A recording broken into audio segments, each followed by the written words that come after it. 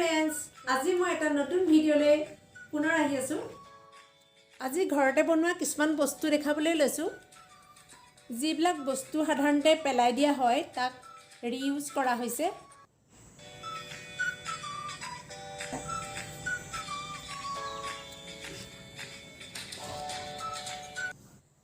এটো এটা পুৰণা টেকেলি হয়।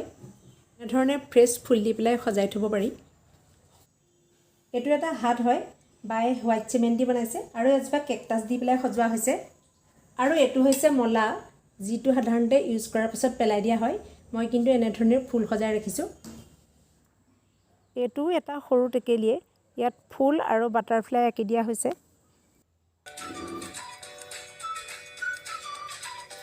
এটো হৈছে এটা পৰি থকা ঢোল, যিটো আমি ৰিইউজ কৰিছো আৰু তাৰ ওপৰত এটা হোৱাইট সিমেন্ট দি বাই বনাই থোৱা টাব দি থৈছো। আৰু এটো এটা টাব এনে ধৰণে আৰ্ট কৰি দিয়া আছে। এজবাৰ স্নেক দি থোৱা আছে। আৰু এটো এটা টাব হোৱাইট সিমেন্ট দি বনোৱা আৰু এখিনি বটলৰ পৰা বনোৱা আছে। এটো হৈছে এটা পুৰণা ফ্লাস্ক, এনে ধৰণে ৰখা আছে। এটো যিবোৰ সাধাৰণতে পেলাই দিয়া হয়।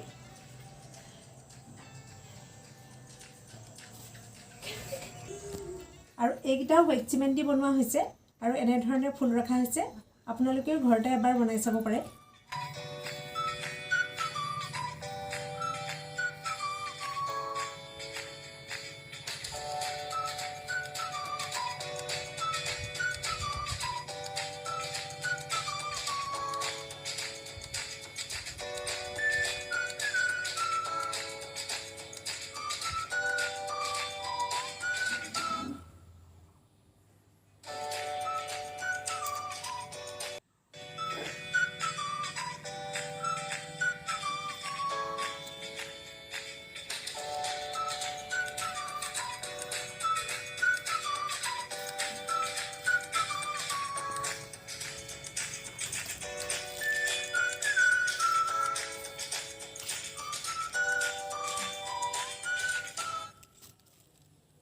মোৰ ভিডিঅ'টো চাই কেনেকুৱা লাগিল কমেন্ট কৰি জনালে ভাল পাম।